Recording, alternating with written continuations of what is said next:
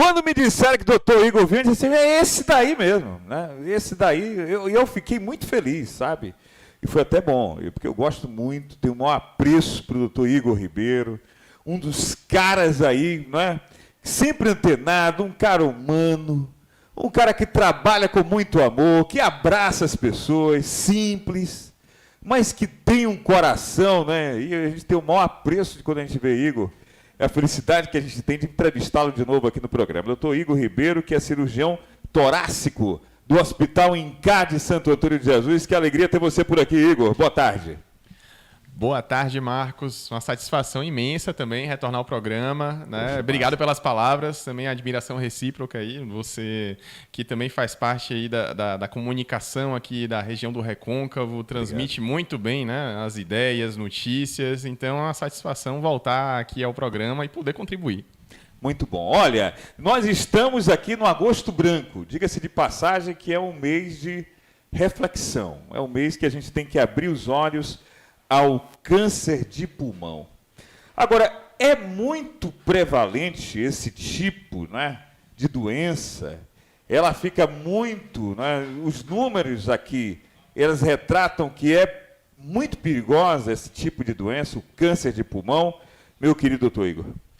Então, Marcos, o Agosto Branco é um mês voltado, né, para a gente falar sobre prevenção, tratamento, né, rastreamento de câncer de pulmão. E por que que isso foi, né, criado? Justamente porque é um câncer que tem uma prevalência significativa, né, tá ali entre os primeiros ali da lista, né, terceiro, quarto, a depender do sexo, né? E mais importante do que isso, é um câncer que tem ainda uma taxa de mortalidade muito alta. Então, as pessoas, o diagnóstico tem sido ainda muito tardio, né? E a gente tem conseguido salvar, né, poucas pessoas ainda com câncer de pulmão. Então, no final das contas, assim, só para a gente ter uma ideia, no Brasil são em torno de 30 mil casos novos por ano e a gente tem também em torno de 30 mil óbitos por ano também por câncer de pulmão. Meu Deus do céu. É um número altíssimo, hein? Ainda se deve pelo tabagismo, né, pelo cigarro que as pessoas estão usando. Esse consumo de cigarro já até que tinha já diminuído mais, mas você é perceptível, né, Igor? Aqui na Bahia, no Nordeste, por exemplo, a gente percebe que isso caiu muito, as pessoas, os fumantes. Agora, quando a gente vai para o sul ainda, em São Paulo, sul do país, a gente vê muita gente, no Rio de Janeiro, por exemplo, muita gente fumando. Mas o tabagismo ainda é ainda o viés que faz com que haja esse aumento ainda no Brasil? Então, o tabagismo ainda é a principal, né? O Causa. principal fator de risco, né? Fator de Relacionado risco, à causa, né? Isso. Do câncer de pulmão. 80% aí dos pacientes ainda, né, que desenvolvem câncer de pulmão são também, né, tabagistas com alta carga tabágica, que a gente fala, né, que fuma bastante, né? Então, paciente que fuma um maço, 2 maços por dia durante 10, 15, 20, 30 ou mais anos, né? Então, são esses pacientes que têm um risco aí elevado, tá? Não só aqueles que fumam, mas também aqueles passivos, né? As pessoas que convivem com eles, né? Os fumantes passivos também têm um risco mais elevado, né? E a gente sabe que, embora essas taxas elas venham até caindo, graças a Deus, né? Várias campanhas de conscientização para que a gente, né, vá reduzindo o consumo, a venda, né, do cigarro, mas os efeitos danosos eles permanecem, né? Tanto é que a gente costuma até perguntar ao paciente, aquele que parou, por exemplo, né? Você parou há quanto tempo, né? Porque a questão do tempo também conta. Então, depois que você para, você ainda tem aí pelo menos mais 15 anos de alto risco antes desse risco começar a diminuir, né? Então, não é... Sério, rapaz? Então, assim, é algo realmente preocupante. Então, a gente fala, não, diminuiu a quantidade de tabagistas, de pessoas que fumam, mas a gente ainda continua e vai continuar tendo durante um tempo, né, uma taxa crescente aí de câncer de pulmão relacionada à parte do tabagismo, tá? Agora sim, tem outros fatores de risco também, né, que entram aí na jogada. Então, doenças infecciosas do pulmão, talvez o Covid no futuro, né, seja um dos fatores de risco. Eu ia perguntar isso para você. Pois é, a gente não sabe ainda, mas pode ser que o Covid no futuro a gente encontre, né, nos estudos que a gente vem, né, pesquisando agora nessa fase, não dá nem para dizer que é assim, pós-pandemia, sim, mas que a gente ainda vê bastante Covid.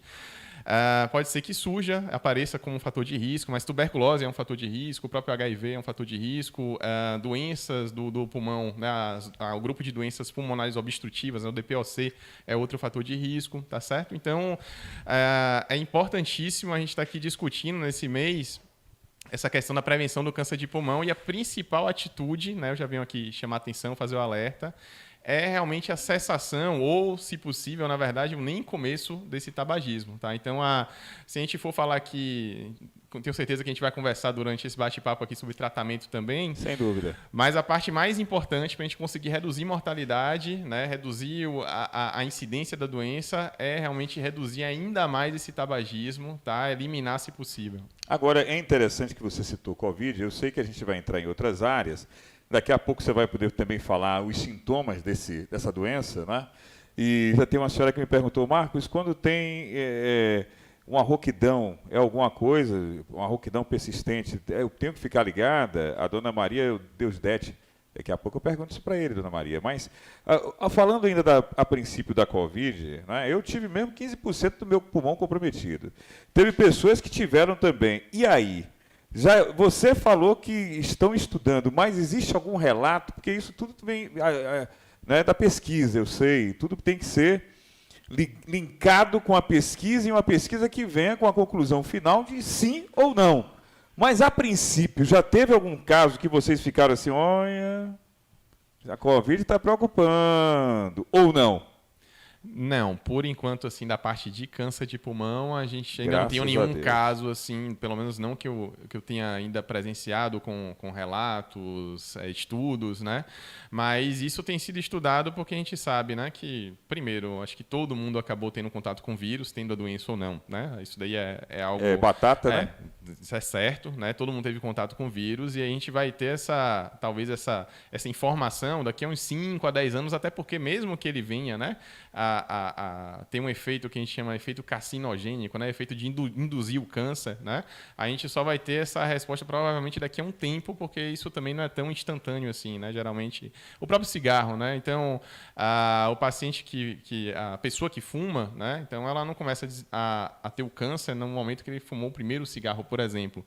O problema vem na sequência, né? Então, claro. Para aqueles pacientes, né? Eu até costumo dizer que, às vezes, começaram a fumar agora, a melhor hora de parar, porque seu risco ainda vai estar bem reduzido, né? E a chance vai ser bem menor, tá certo? Quais são os sintomas? A pessoa sente o quê? A dona Deusdete está perguntando para mim porque ela tem uma rouquidão frequente. É um sinal, não é um sinal? O que você pode passar para os pacientes agora, específicos aí, que podem também ser seu paciente, seja de outros hospitais, e pode ser seu paciente do INCAR. E aí? Então, essa questão da rouquidão é uma pergunta interessante. A rouquidão está mais relacionada a uma região mais alta, né, que é a parte aqui das pregas vocais da gente, a laringe. Né?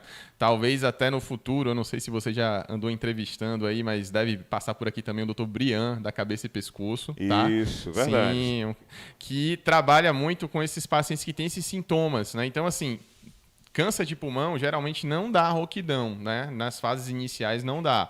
Pode dar rouquidão? Pode, às vezes numa fase muito avançada, em que o câncer, na verdade, já está migrando para outras regiões, né? E aí pode sim atingir a região aqui do pescoço, da garganta, tá? E aí vinha a ter esse sintoma de rouquidão. De forma geral, os sintomas assim, principais vão ser tosse, tá? Falta de ar, perda de peso, tá? Inclusive a tosse ela pode vir acompanhada com escarro com sangue, né? Isso daí é importante, é um sinal de alerta importante, tá? E, assim, o maior problema do câncer de pulmão é que até os sintomas já aparecem na fase mais tardia da doença. Então, assim, a ideia hoje, não é à toa que a gente fala de agosto branco, que a gente fala em prevenir, em rastrear o câncer de pulmão. Então, assim, existe rastreamento de câncer de pulmão, né? Então, a gente consegue fazer esse rastreamento para aquelas populações, aquelas pessoas, né, que têm maior risco. Então, quem são elas?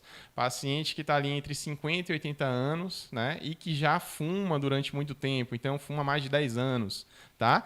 Então, essas pessoas aí, elas devem fazer uma tomografia de tórax, tá? Anual, tá certo? Para poder justamente ficar de olho e pegar, né? Se pegar, se vier a ter, né, a doença, numa fase inicial, né? Que é aquela fase em que aparece só uma manchinha pequena, que é um nódulo, né? Que não aparece nem no raio-x. O problema é esse, né? Então, os nódulos... Nem no raio-x? Sim, os nódulos muito pequenos, com 1 centímetro e tudo, eles não aparecem bem no raio-x. Então, o paciente às vezes diz assim, doutor, mas eu passei numa UPA ou em algum outro serviço, e aí fiz um raio-x e o raio-x estava normal. Às vezes o raio-x é normal mesmo e a gente só consegue pegar na tomografia, nessa fase inicial.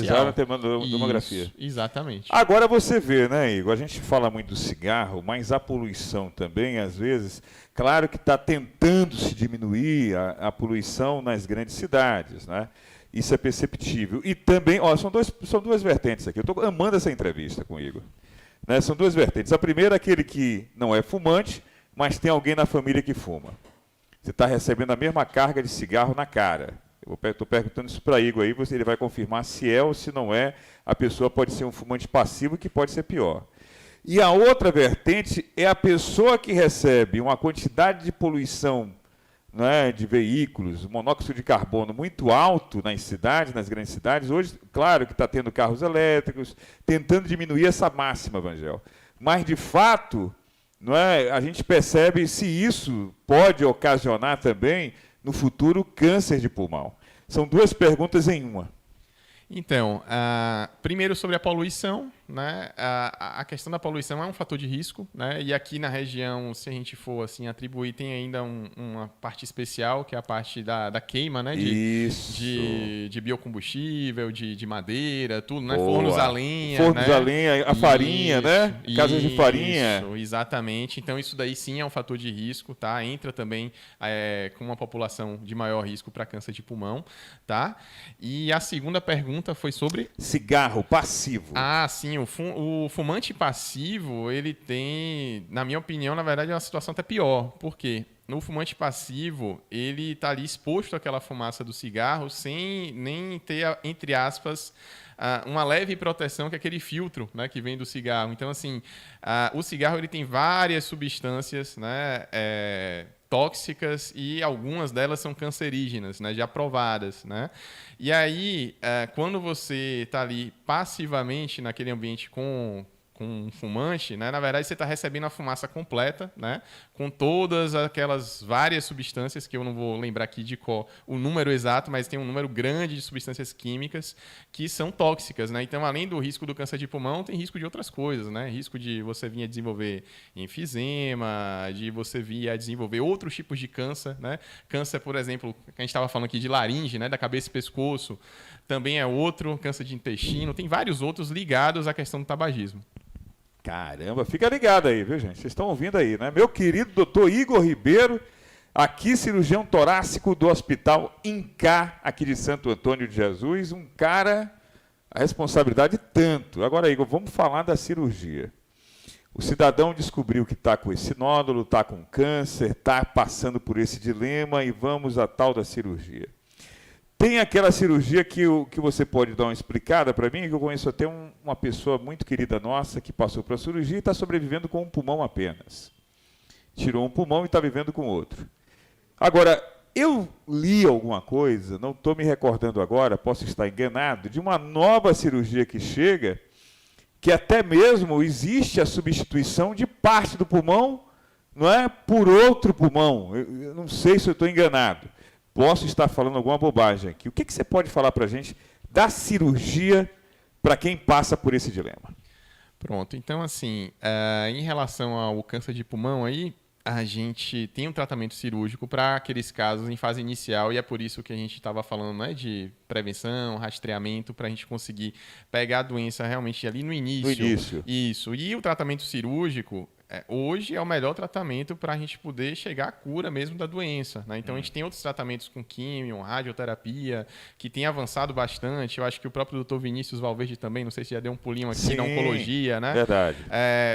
ele está sempre à frente dessa parte e é muito importante, tá? Mas, assim, o tratamento que a gente fala, né? A primeira linha de tratamento para a gente conseguir a cura do câncer de pulmão ainda é por meio da cirurgia e é por meio realmente de retiradas ou do pulmão inteiro, que é mais raro hoje, né? Mas de pedaços do pulmão, né? A gente fala que o pulmão, ele é dividido, né, em lobos, né? São os pedaços do pulmão, né? Então, o lado direito, por exemplo, tem 3, do lado esquerdo a gente tem 2, tá? E aí a gente costuma fazer, né, as lobectomias, que são as cirurgias em que a gente tira um lobo do pulmão, é o mais comum, tá? Para a gente poder fazer esse tratamento. Normalmente, é até interessante, a gente não precisa, depois que a gente tira um lobo, por exemplo, preencher a cavidade com nenhum tipo de material, Marcos. Acho que talvez você tenha visto alguma coisa relacionada ao transplante mesmo do pulmão, né? É verdade. Entrou muito em voga até nessa época de Covid agora, né? Isso. Que a gente se falou muito em transplante de pulmão. Porque, assim, depois que a gente tira esse pedaço do pulmão, a tendência, né, é que o pulmão que fica, né, primeiro ele dá uma hipertrofiada, né, ele aumenta um pouquinho de tamanho, o diafragma também ele compensa um pouco, ele sobe um pouco e aí sobra pouco espaço. Tá? Então, assim, acho que o mais importante é a gente correr atrás, né, para poder fazer um diagnóstico rápido, né, e ter essa oportunidade de fazer cirurgia, porque se a gente for ver, a maioria dos casos aqui no Brasil, em torno de 70% a 80%, não conseguem operar, porque são todos diagnósticos mais tardios. A gente, na verdade, opera 20% a 30% desses casos, né? E é até interessante também relembrar, né, casos famosos aí, né? Então, teve a própria Rita Lee que faleceu recentemente. Isso, né? verdade. Então, ela conseguiu, para a gente ter uma ideia de como, às vezes, a doença pode ser agressiva, né? Ela até conseguiu, numa fase inicial, né, o diagnóstico, né, chegou a iniciar o tratamento, chegou a fazer cirurgia e tudo, né? Mas se a gente não consegue fazer o controle ali também da parte regional, do mediastino e tudo, a doença pode avançar. Então, assim, é importantíssimo ter o câncer de pulmão realmente é uma doença complexa, ter toda uma equipe cuidando do paciente, né? Então, eu, né, que sou cirurgião torácico, que vou poder estar operando o paciente, ajudando esse controle local, mas também tem um oncologista, o pneumologista, toda uma equipe que trabalha junto para a gente conseguir combater essa doença complexa, tá? E é interessante até que tem uma equipe, né, hoje, graças a Deus, aqui na região, né? Então, o Hospital Incá já conta, né, com pneumologista, com oncologista, cirurgião torácico. A gente já tem também, né, todos os métodos aí para poder fazer diagnóstico, tá certo? Então, tanto a parte de broncoscopia, a parte de biópsia, tá bom? Então, a gente consegue fazer isso tudo, assim como o tratamento também por aqui. Tem alguma novidade em relação a drogas para conter esse tipo de doença? Muito, muito boa essa pergunta, né? Embora não seja bem meu raio de ação, a minha especialidade, né? Um oncologista ele estuda muito mais isso do que eu, tá? Mas o que a gente tem observado é que tem um conjunto de drogas que a gente chama de imunoterapia, né? Que tem mudado, na verdade, a evolução da doença aí. Então, a gente espera que nos próximos anos a gente consiga operar muito mais pacientes, né? Então, além da questão do diagnóstico precoce, hoje, mesmo alguns casos que não seriam operáveis no passado, com essas drogas novas, a gente já consegue operar.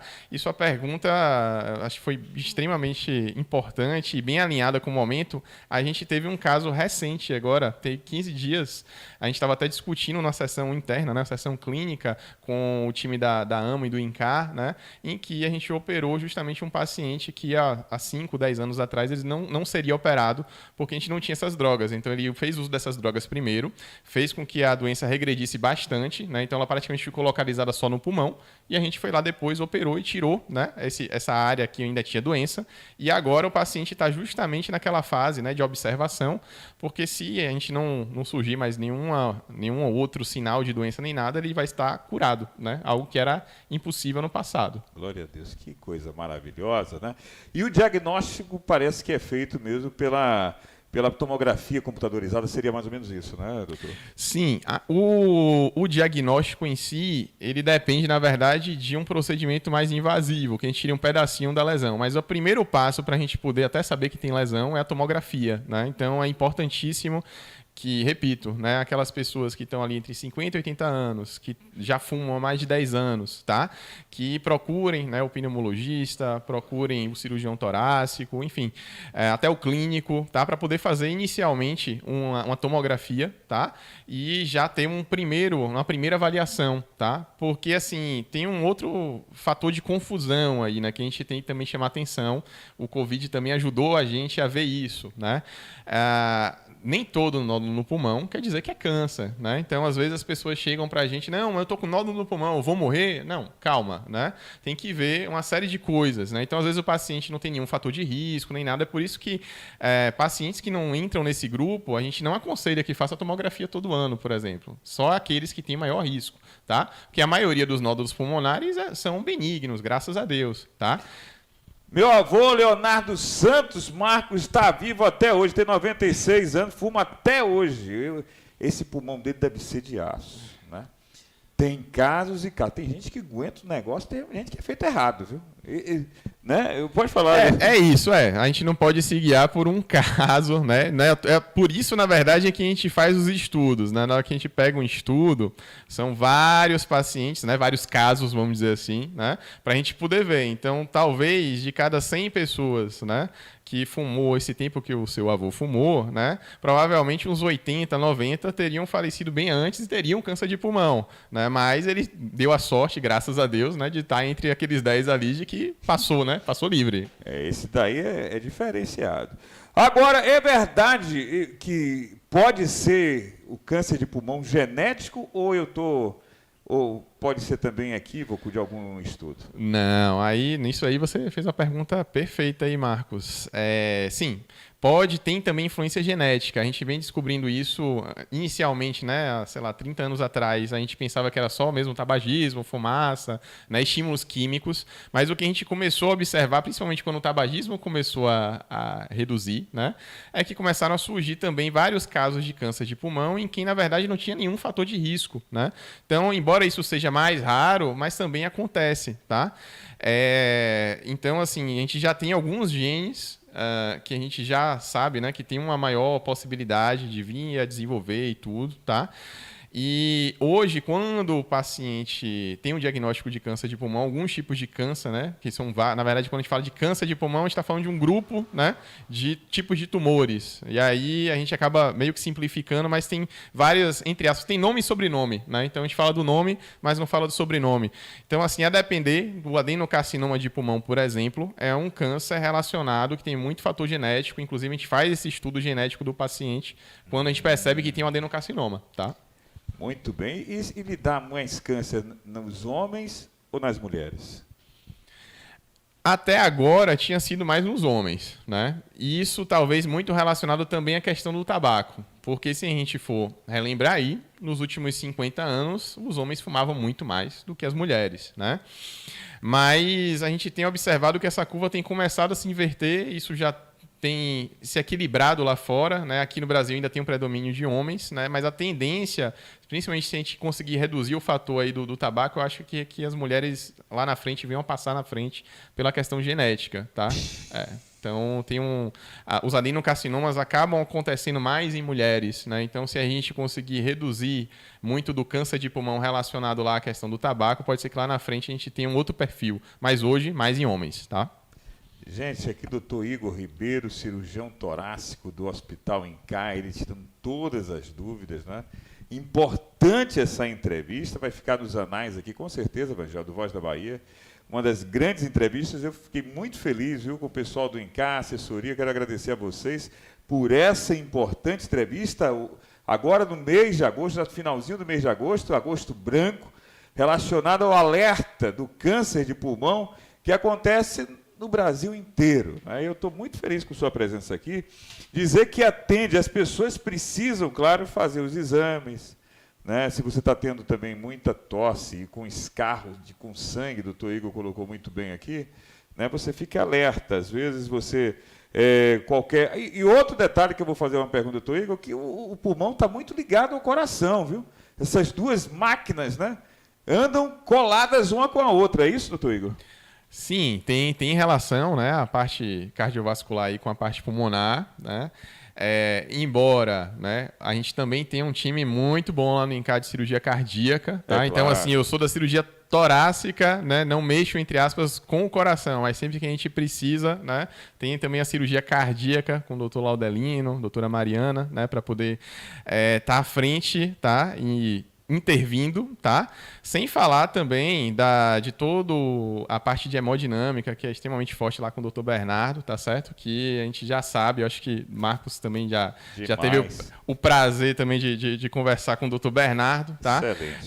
Graças a Deus a hemodinâmica vem funcionando muito bem por lá. Mas sim, tem uma relação e a gente tem que tomar todo cuidado, inclusive durante a cirurgia, né? As cirurgias que a gente faz no pulmão, então assim, a gente opera realmente um pulmão.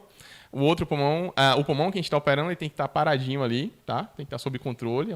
A pessoa fica respirando só com um dos pulmões. Eu pensei que respirava pela máquina. Pois é, não. Fica pela máquina, entubado, né? Então, vem a ventilação mecânica com tubo, mas a gente consegue direcionar o ar só para um pulmão. Fica direcionado só para um pulmão. E, nesse contexto, o anestesista, né, e graças a Deus também a gente tem uma boa equipe de anestesia, tá? Tem que fazer todo o controle que a gente fala assim, hemodinâmico, que é a parte do coração também, tá? Porque o coração reclama, às vezes, quando fica com um pulmão só. Então, é importantíssimo a gente ter toda essa estrutura, toda essa equipe, para que a gente tenha sucesso nas cirurgias cardiopulmonares, nas cirurgias torácicas, tá certo? Eu não sei como é que consegue, então, a pessoa viver com um pulmão só depois, né? Então, Marcos, aí é que, assim, consegue, tá? Antes da gente operar, tem também a parte pré-operatória, avaliação pré-operatória. A gente tem que fazer todos uns testes, né, no pré-operatório, para a gente poder ter certeza de que quando a gente tirar ou aquele pulmão, ou aquele pedaço do pulmão, a pessoa vai conseguir respirar bem. E aí, quem geralmente fica à frente disso é o pneumologista, tá? Temos lá no tem que usar hospital sempre drogas para voltar ou não? Não. Assim, a gente tem uma certa reserva, né? Então, se a gente tiver um pulmão muito 100%, vamos dizer assim, a gente consegue viver com um pulmão só. Não é o ideal. Claro que, por exemplo, eu quero correr uma maratona, talvez não dê, tá? Mas dá para fazer as atividades do dia a dia, tá? E na maioria das cirurgias que a gente faz, que a gente resseca, na verdade, tira, né? Um pedaço só do pulmão, então o paciente geralmente fica com um pulmão e meio, um pulmão 1,6, um pulmão 1,7, enfim, mais do que um pulmão e meio, né?